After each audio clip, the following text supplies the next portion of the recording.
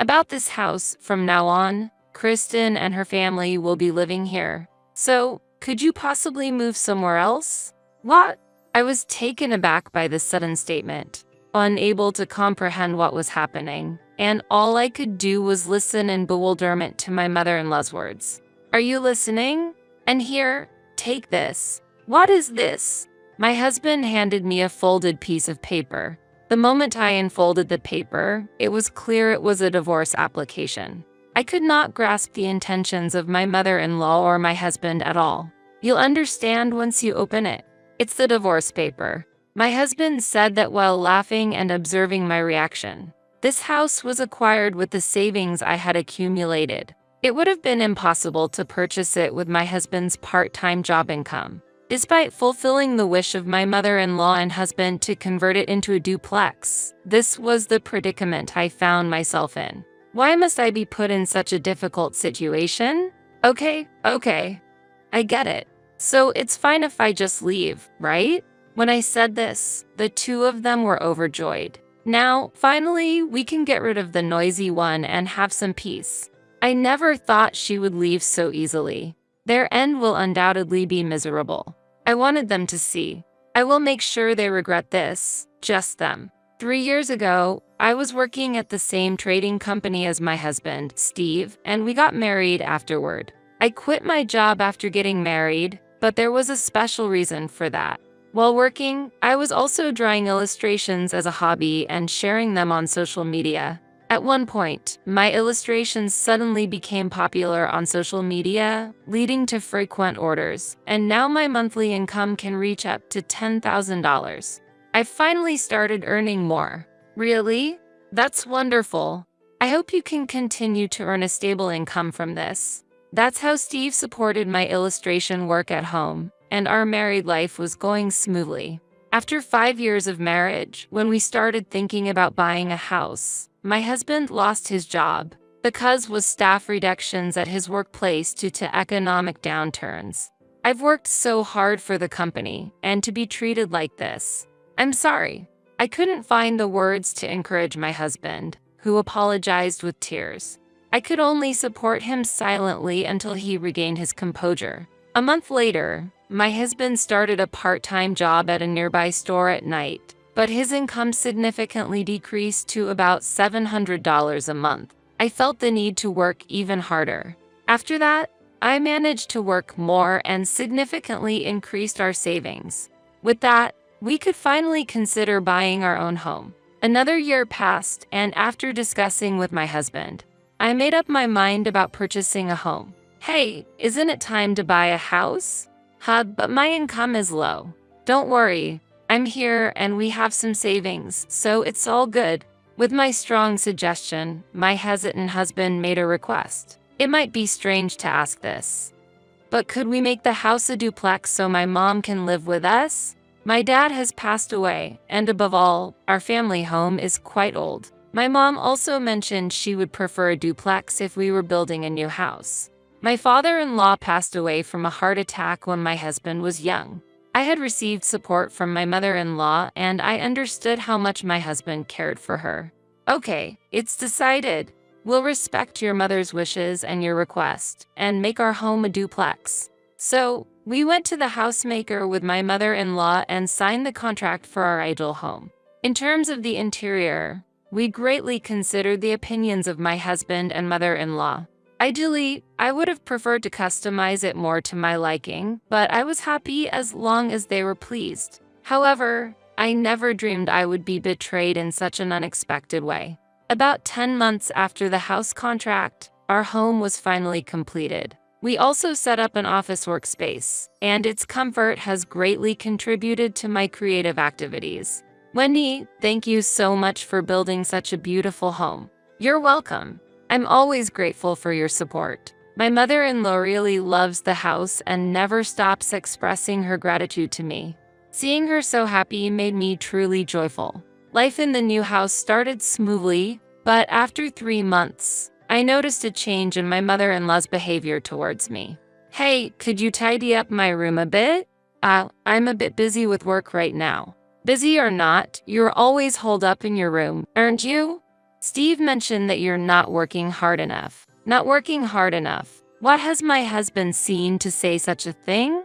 This house was built with my earnings, yet I wanted to argue with my mother-in-law, but since it was unclear whether Steve actually said that, I ended up silently complying with her request and started cleaning the room. While I was cleaning, my mother-in-law relaxed and did nothing. After about an hour of cleaning and getting things in order, I spoke to my mother-in-law. So, you're finally done. I'll be asking you to do this regularly from now on, you know. Yes.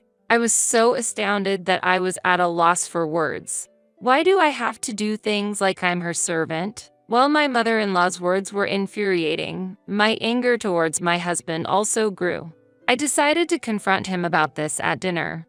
By the way, I heard from your mother that you've been complaining about my work ethic? Well, just a bit. When I see my sister working hard at the factory, I feel like there's a lack of fairness compared to you staying at home. Steve has an older sister named Kristen, who is 2 years older than him. She has a 3-year-old child and gets along well with her husband and even keeps in touch with me occasionally. Still, I was shocked to hear that Steve actually felt that way.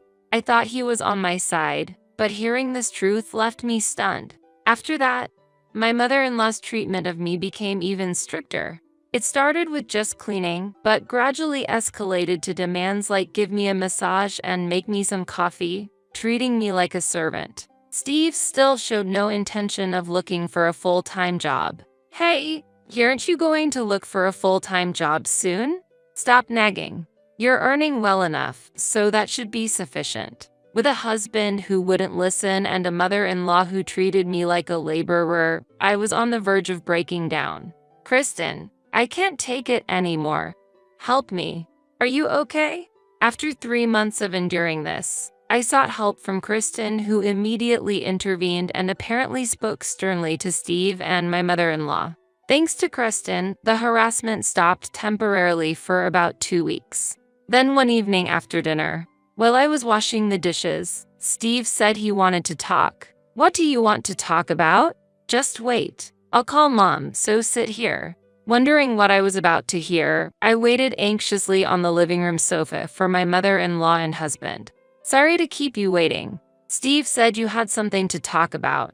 As I said that, my mother-in-law and husband exchanged glances and smirked. Taking her time, my mother-in-law started speaking. About this house, from now on, Kristen and her family will be living here. So, could you possibly move somewhere else? What? I was taken aback by this sudden statement, unable to comprehend what was happening, and all I could do was listen in bewilderment to my mother-in-law's words. Are you listening? And here, take this. What is this? My husband handed me a folded piece of paper. The moment I unfolded the paper, it was clear it was a divorce application. I could not grasp the intentions of my mother-in-law or my husband at all. You'll understand once you open it. It's the divorce papers. My husband said that while laughing, observing my reaction. This house was acquired with the savings I had accumulated. It would have been impossible to purchase it with my husband's part-time job income. Despite fulfilling the wish of my mother-in-law and husband to convert it into a duplex, this is the predicament I find myself in. Why must I be put in such a difficult situation? What's been going on with both of you for the past few months? I appreciate that you provided this house for us, but your income surpasses that of Steve, putting him in a difficult position. We don't need someone who can't respect her husband in this house. That's why we've decided that Kristen will live here instead. That's right. I'm honestly jealous that you were doing well by yourself. I didn't quit my job on my own, and yet I've been pressured to keep looking for work. I'm fed up. So that's the reason. Their harsh treatment towards me was based on such a background. I'm just astonished by their childish reasoning. This house was purchased with my earnings. I really wanted to say, you two should be the ones to leave. But I no longer had the energy to respond. Okay. I get it. So it's fine if I just leave, right?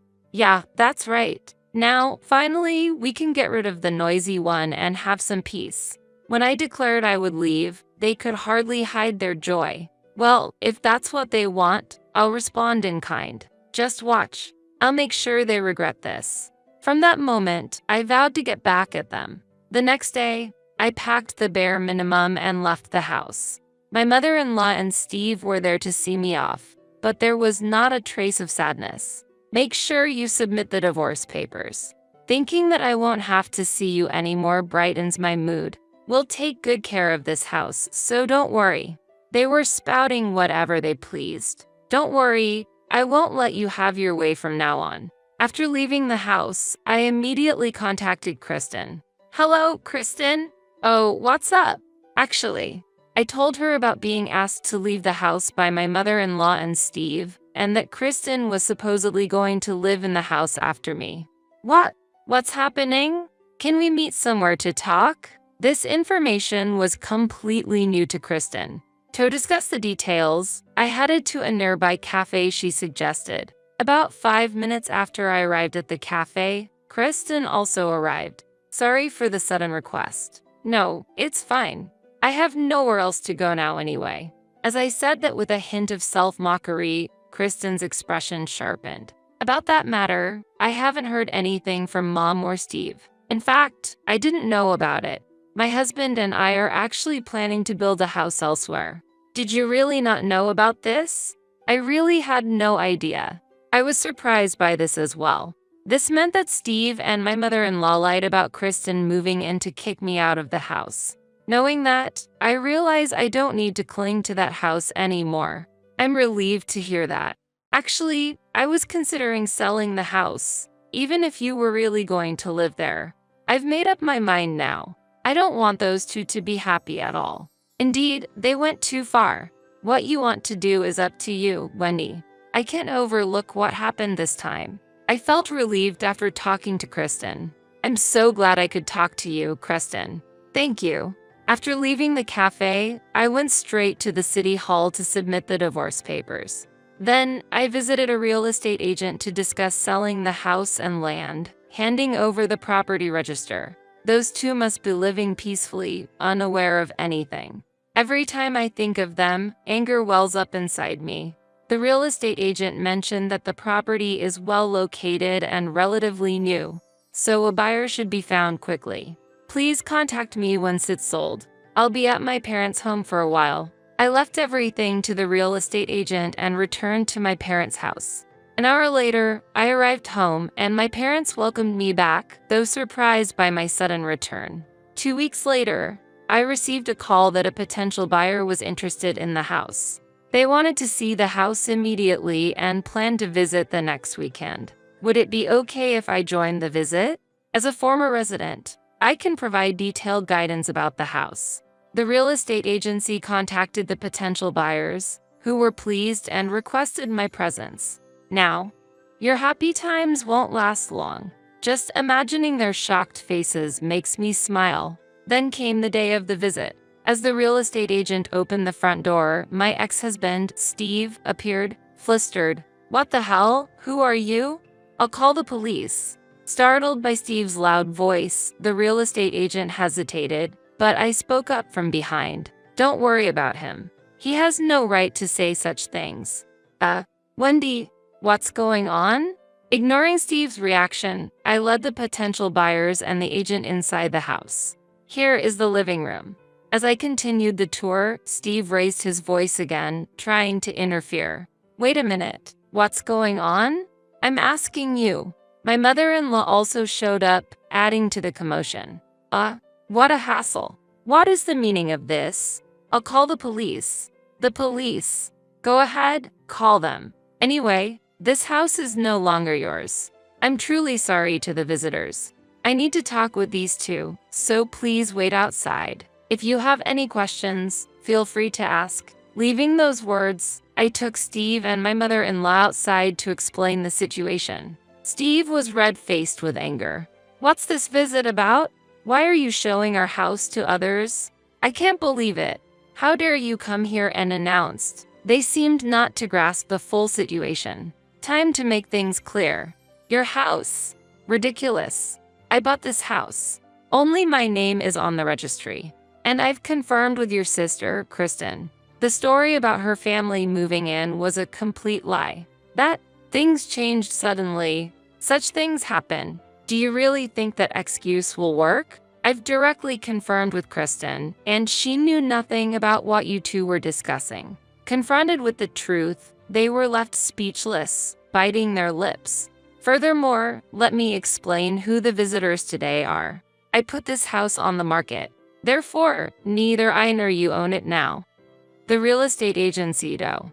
Today, people interested in buying this house came to visit. Do you understand now? So arbitrarily. What are we supposed to do now? That has nothing to do with me.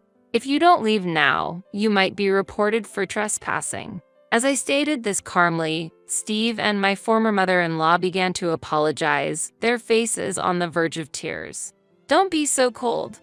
Don't abandon us. You know about my income. I can't make a living like this. Forget about the divorce. Let's start over. That's what we should do.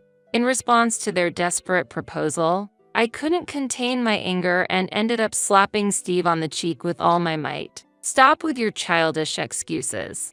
Who was it that suggested the divorce? It was you, wasn't it? Your income is low because you've never seriously looked for a job. And mother, you've coddled your son and tried to drive me out of the house, but now you want to take advantage of me? Let me be clear.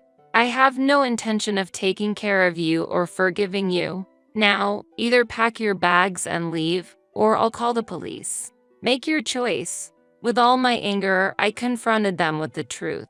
I'm sorry. I'm truly sorry. Fearful, they quickly returned inside. Within 20 minutes, they had their belongings and left the house, hurrying away. What a troublesome pair they were.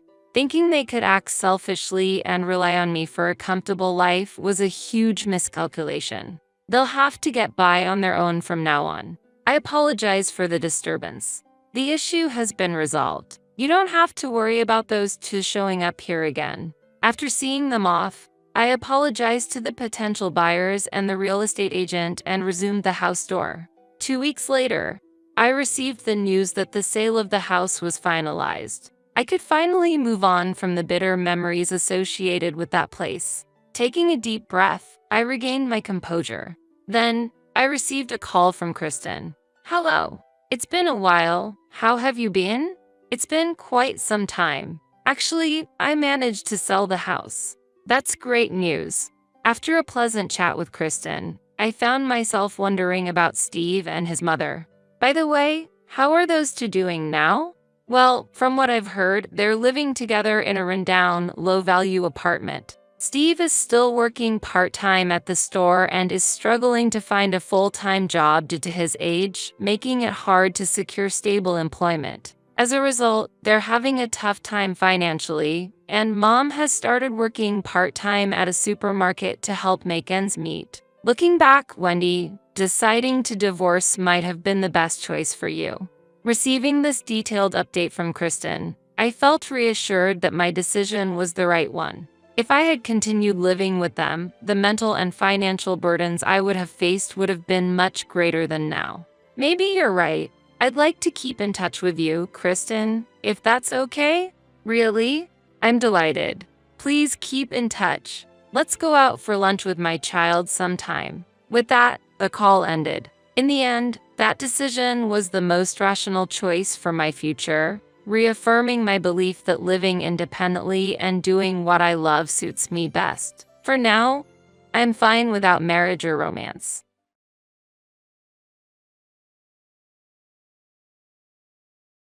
I've never been in a place like this before. It's like a dream come true to live in a place like this. Carrie's light voice spread to every corner of the house.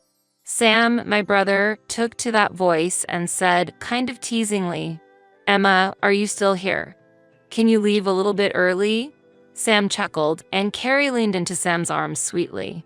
She smiled a little nastily at me and lightly poked Sam's forehead with her finger.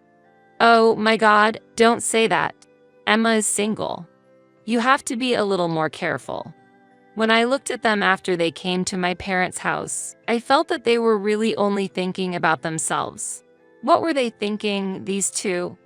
My parents would only give me a little warning. That might not be a good idea. However, they never seem to think about me. Sam and Carrie are happily whispering to each other as I make a move to pack my bags. They don't seem to care at all about the condition of this house or my feelings about it. It might be too late for regrets. My name is Emma. I am a 24-year-old single woman, and my days were always bustling with my slightly troublesome younger brother Sam and his wife Carrie.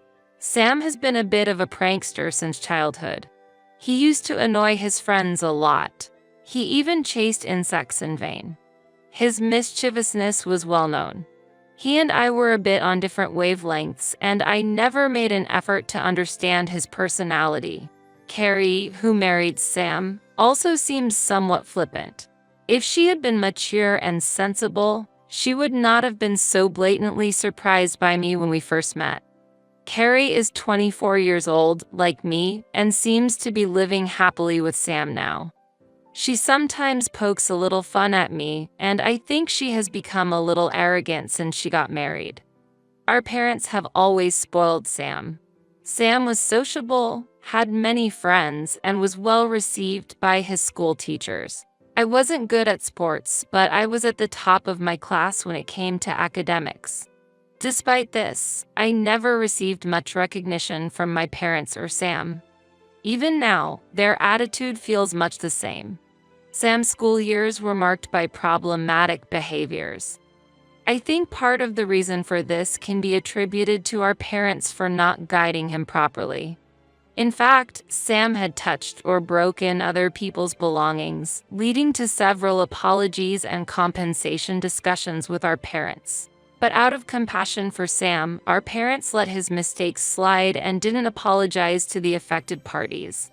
This led to escalating problems, and they even faced hefty bills a few times.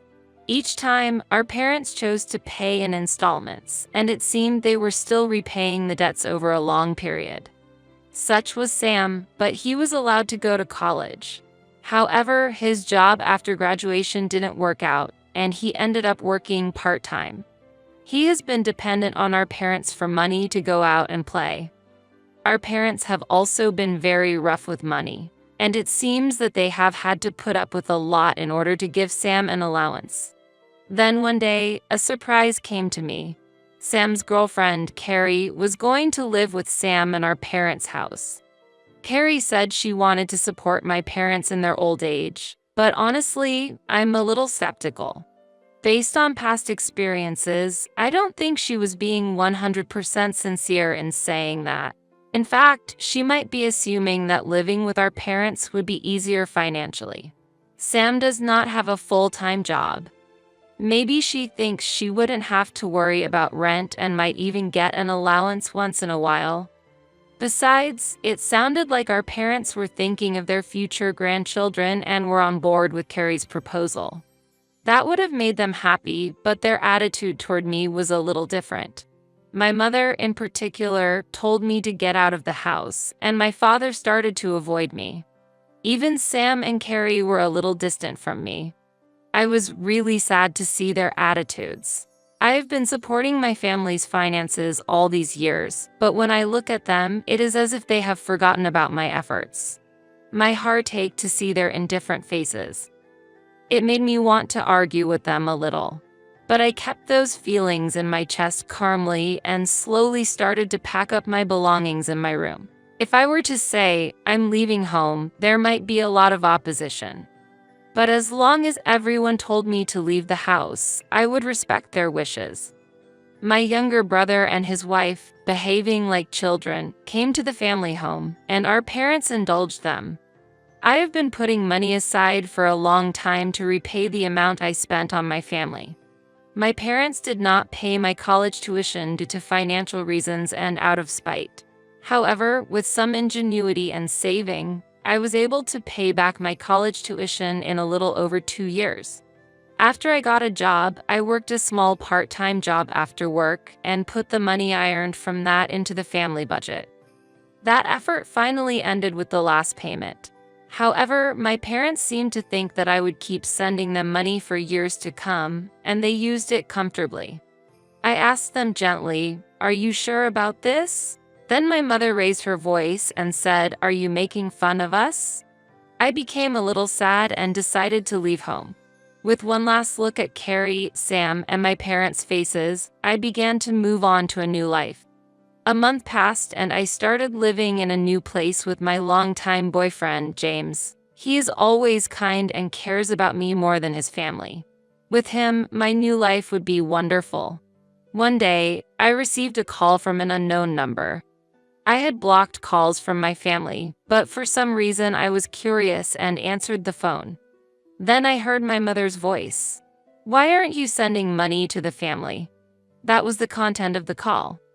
I was a little surprised that my relationship with them had not yet been severed, but I couldn't help but be curious and I ended up knowing more about their lives. Since Emma is working so hard to support us with $3,000, maybe James and Carrie can come up with $4,000? Our parents seemed a little hopeful. They probably believed that my brother and sister-in-law's promise of future support would help make things easier. But when Sam heard these expectations, he immediately shook his head and said, "I can't do it." My father, who had expected a total of $7,000 each month with $3,000 from me and $4,000 from the younger couple, was left in shock by Sam's response. My father, in particular, seemed to be thinking of retiring soon from the stress of his job, and he was probably counting on this income. Sam, on the other hand, was optimistic that living together would increase his allowance. In fact, he was quite surprised when he found out that he still had some outstanding alimony from his past. I had never considered sending $7,000 to my parents each month, so Sam called me to discuss the matter. James, who was helping me, looked concerned next to me and suggested we talk about it.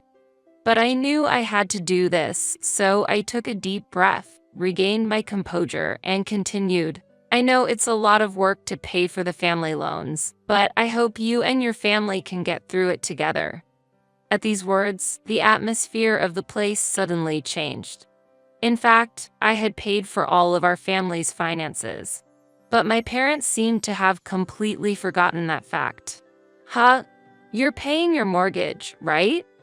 Do you have a good grasp of your own home's situation?" If I'd known this, I wouldn't have gotten married. Carrie couldn't help but let her true feelings slip. Then all hell broke loose in the house. There were loud crosstalks of fighting. In the midst of all this, I reported one last little surprise and hung up the phone.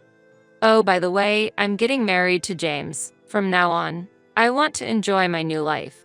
So please don't contact me anymore." I don't know what happened to my parents or Sam after that, but James and I are enjoying our new life together. I am planning to have a small wedding next year and intend to invite only those who really care about us. From now on, I will no longer be involved with them. I am free to stretch my wings and start anew.